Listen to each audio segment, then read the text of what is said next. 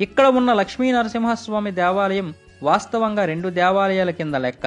కొండ కింద ఉన్న దేవుడి పేరు లక్ష్మీ నరసింహస్వామి, కొండపైన ఉన్న దేవుడి పేరు పానకాల స్వామి అని అంటారు.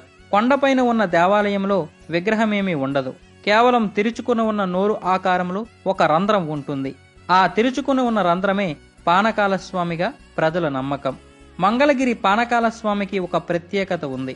పానకాల స్వామికి పానకం అభిషేకం చేస్తే, అంటే బెల్లం, పంచదార, చెరకు వీటితో అభిషేకం చేస్తే అభిషేకం చేసిన పానకంలో సగం పానకాన్ని స్వామి త్రాగి మిగిలిన సగాన్ని మనకు ప్రసాదంగా వదిలిపెడతాడట.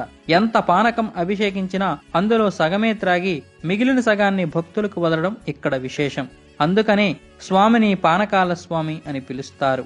మంగళగిరి శ్రీ లక్ష్మీ నరసింహస్వామి వారి గాలిగోపురం రాష్ట్రంలో అత్యంత ఎత్తైనది.